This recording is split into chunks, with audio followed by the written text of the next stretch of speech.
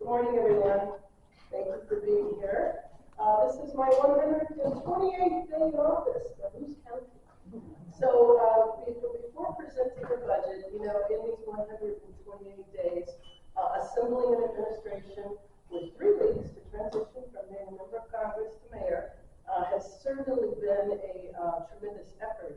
But I am so excited and thrilled at the talent that we have attracted. The talent, first of all, that exists in City Hall, period, as Matt Szabo and Bernice will come up, longtime city leaders will talk, but the talent that we've been able to attract with the deputy mayors, and I wanted to give each of them an opportunity to say their names and their areas of work. Good morning, I'm Brian Williams, Deputy Mayor of Public Safety. Good morning, my name is Karen Lane. I am the Deputy Mayor of Community Safety. Hi, my name is Jean Holm, and I'm the Deputy Mayor of Finance and Innovation. Good morning, my name is Randall Whitson. I'm the Deputy Mayor of Infrastructure. Morning, Nancy Sepley, I'm Deputy Mayor for Energy and Sustainability. Good morning, I'm Erin Browningen, Deputy Mayor of International Affairs. Good morning, I'm Bridget Shockley, Deputy Mayor of Economic Opportunity. Good morning, I'm Joey Freeman, Deputy Mayor of Intergovernmental Affairs. Hi, good morning. My name is Rachel Freeman. I'm the Deputy Mayor for Business and Economic Development. Good morning. Last but not least, I'm Jenna Hornstock, Deputy Mayor of House. Thank you, Rachel. So we are here to present the budget, and this budget is a reflection of our values and invest in the most critical needs of the city. There is a difference between spending and investing. This budget makes investments to bring people inside in public safety and in other areas that will net a return in terms of lives saved, in terms of quality of life and better neighborhoods, and it will save the city money in the long run. This is a bold budget, and it is a responsible budget. The goal is to make both big changes and to chart a course of sustainable change. With 40,000 people unhoused in our city, and with the size of our police department possibly dropping to 2002 levels, there are no quick fixes, and I will not engage in Band-Aid budgeting. This is a real, sustainable plan for change and a new direction for Los Angeles. This budget charts a course to a new Los Angeles, one that is stronger, healthier, happier, and safer. My budget commits nearly $1.3 billion more money than ever before to move people indoors and confront the crisis of homelessness. This is a record for the city of Los Angeles that will accelerate our work on homelessness. Its significance goes beyond its record-breaking scale, with much of the pandemic funding unavailable this year. This represents a big city funding increase. We are scaling up Inside Safe with a $250 million investment to address more encampments across our entire city.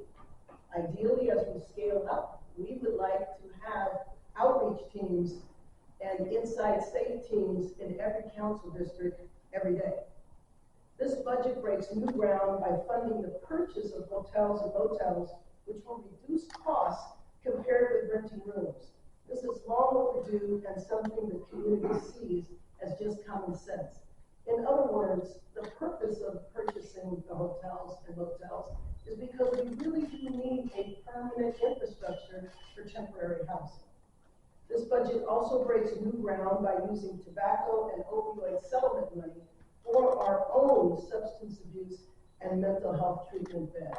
It will allow us to spend the money directly with the nonprofit organizations that provide treatment services, so that when we're in tents and at hotels, if somebody is ready to be clean, we want to make sure there's a bed ready for them that day. We all know that substance abuse and mental illness disproportionately affects the unhoused. We say people can get the help, but like I just said, we need to make sure that it's available when they're ready. So this budget supports an urgent effort to also grow the police department to make up for attrition, to reach an end-of-the-year size of 2,500 officers. This budget supports the hiring of officers and supports bringing back recently retired officers. This is an ambitious goal, but we must be bold to change the downward trend in the size of LAPD as we work to restore the department to its full size. Now, at the same time, though, this budget supports our new Mayor's Office of Community Safety to cement our firm commitment to community engagement and community services as a core part of our public safety strategy.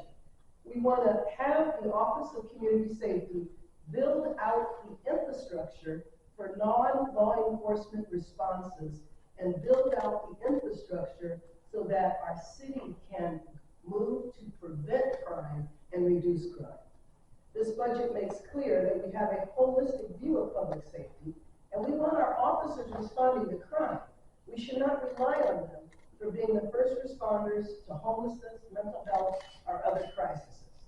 This combination will lead to safer neighborhoods, save lives, and save money. Again, there is a difference between investments and savings. We are making common sense and strategic investments with this budget.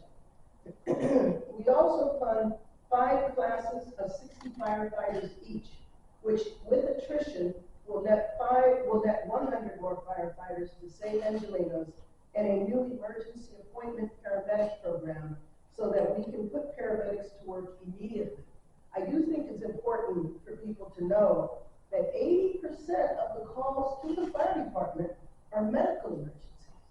My administration's plan for the year recommits to the city's zero emission goals, invest in our ideal that our neighborhoods should be clean and in good repair, and seeks to help businesses thrive and more Angelenos to earn paychecks that cover their bills. In the year ahead, we must work collectively and strategically to develop solutions for the many challenges we face, and we must be prepared for fiscal headwinds, which is why this budget contains reserves of 10% of general fund receipts. There are no simple answers, however. Los Angeles is one of the most intricate and complex cities in the world. If we tap the vibrancy and diversity of our people, however, we will transform Los Angeles into a model city where everyone can afford to live, where everyone is safe, and where everyone feels secure about their and their children's future. This is the new LA that we are building together. I'm happy to take your questions. So before we take questions, I also wanted to make sure people have the budget summaries. There are also QR codes floating around that will have access to all the budget documents if you need that. First question is going to go to Craig, and then the second question is Dave. Hey, Mayor, back here. Congratulations on day 128. I was one of the people keeping count. Yes, I want to know 2 things. You've got a couple of people, 3 people on council kind of campaign on shrinking LAPD. What kind of sales pitch do you make to them to increase